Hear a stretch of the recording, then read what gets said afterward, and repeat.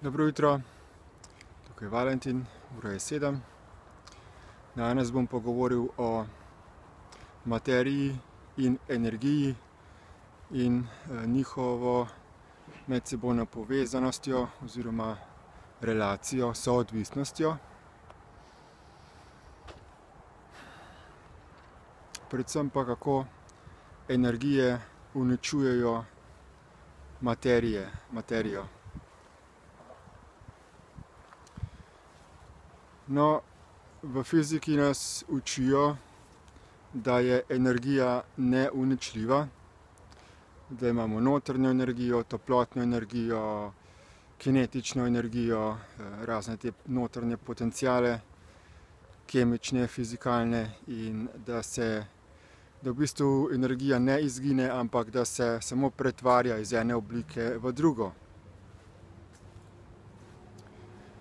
To je deloma res, ampak v bistvu se je pa ugotovilo med raziskovanjem, delovanjem stvarstva, da dejansko lahko pride do prenehanja obstoja materije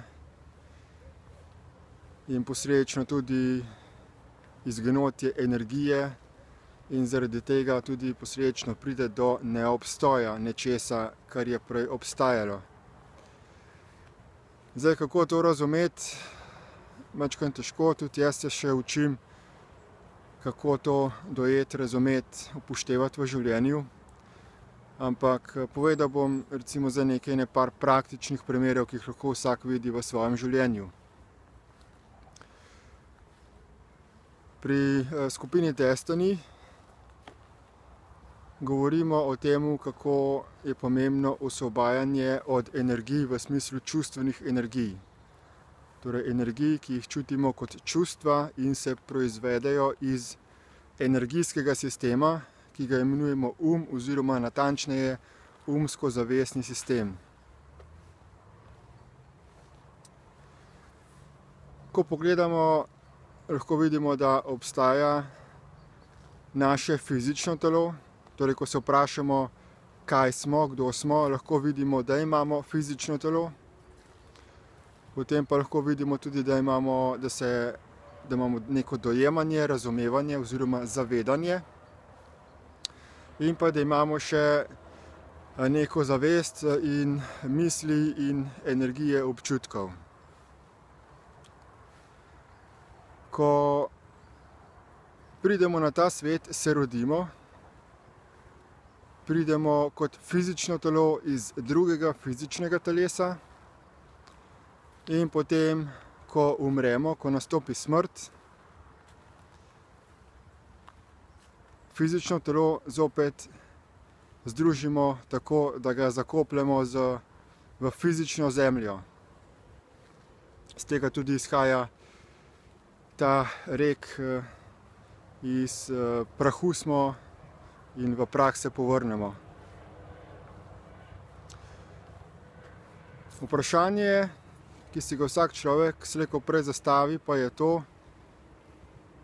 kdo sem jaz, kaj sem jaz in kaj sem bil pred rojstvom in kaj bom po smrti. Torej, ali obstaja življenje po smrti, ali obstaja večno življenje. In potem so razne religije, ki govorijo o tem, kakšno naj bi bilo življenje po smrti in kako se lahko spremenimo v tem življenju, kaj moramo storiti, da bo življenje po smrti prijetno, da pridemo v raj namesto v pekel. In nekateri, ki počnejo določene stvari, da bodo doživljali večni pekel. No, pri naši Destiny skupini se je zelo poglobljeno raziskovalo delovanje celotnega stvarstva in tudi onostranstva. Posledično se je tudi odprl meddimenzijski portal, o katerem sem govoril že v prejšnjem posnetku. In tudi na osnovi tega odprtja portala in komunikacije za biti v onostranstvu, so se v onostranstvu naredile tudi nekatere spremembe delovanja tako imenovanega nebesnega zasmrtja, nebesa, življenja po smrti, torej drugih dimenzij obstoja onkraj te fizične realnosti.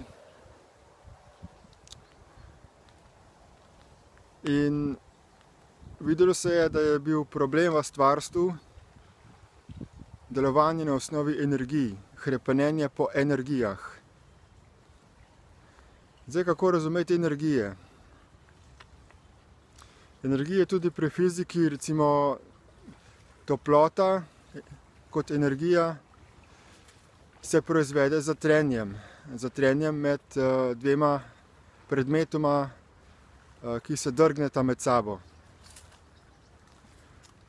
Podobno je tudi recimo kot seks, kot energija orgazma, ki jo čutimo, se proizvede, ko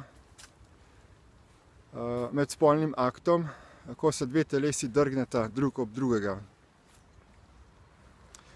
In tudi energija čustev, ki jih začutimo, se proizvedejo kot trenje v našem umu med nekim našim konfliktnim prepričanjem in med realnostjo v tem trenutku. Torej, energije so kot neka sekundarna pojavnost in se proizvedejo iz materije na osnovi trenja, na osnovi konflikta. Posledično, kar se pa ne ve, kar se ne razume, je to, da med tem procesom proizvajanja energije pa pride do uničevanja materije. Kako to lahko vidimo?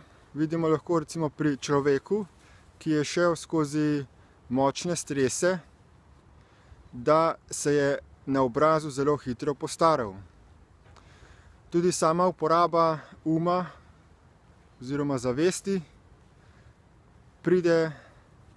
posledično pripelje do tega, da se naše fizično telo stara in da potem nastopi fizična smrt. Še kakšen primer. Posledica hrepenenja po energijah, torej po občutkih moči, večvrednosti, posedovanja, hitenja, nestrpnosti, po občutku bogastva, po občutku zmagoslavja, pripelje na tem svetu do trpljenja. Recimo, ko zaradi občutka zmagoslavja tekmujemo z drugimi in prvič med samim tekmovanjem naše fizično telo spodvržemo bolečinam, ga mučimo, zato da bi dosegli nek rezultat, nek boljši rezultat, nek hitrejši čas in tako naprej v primerjavi z drugimi, da smo potem na zmagovalnih stopničkah in da čutimo zmagoslavje. Če hočemo mi zmagati, morajo drugi izgubiti. Ignoriramo druge, zato da bi mi postali nekaj več vrednega. Tudi primer so vojne. Nek vojak gre zaradi dobrih občutkov, zato ker misli, da bo ščitil domovino, gre ubijati druge ljudi. Torej zato, da bi zaščitil neke posameznike pred pobijanjem, bo pobil druge ljudi. In se s tem v umu loči od tistih, ki jih pobija, zato ker spet določene ljudi enači z neko večjo vrednostjo. Skratka, veliko je teh problemov, ki jih povzročajo energije, in veliko je teh primerov, kako energije uničujejo materijo in posledično življenje, kajti materija je primarna oblika obstoja in življenja. Vse življenje izhaja iz materije. Potem je pa prišlo v zgodovini stvarstva do pojava energij, ki se pojavijo z vibriranjem materije.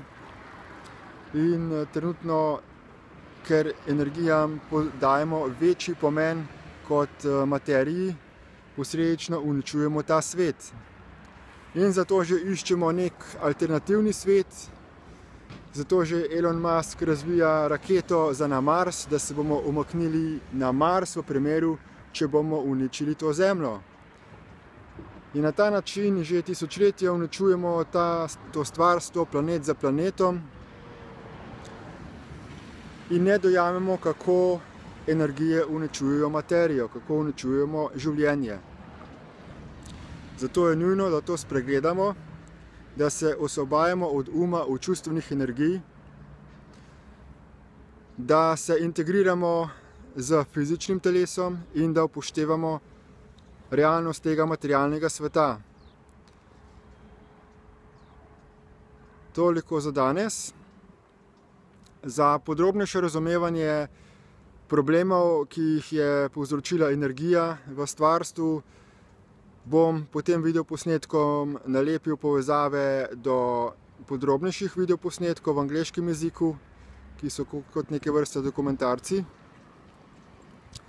in audioposnetkov in razlag, zato vas prosim, da si jih pogledate in da boste tudi vi stopili na pot osvobajanja od uma, osvobajanja odvisnosti in pogojenosti od energij, občutkov, in da bomo lahko upoštevali drug drugega kot enakovredna živa bitja, kot fizična telesa in prenehali z uničevanjem drug drugega na fizični način, da bomo lahko tukaj v tem fizičnem, praktičnem svetu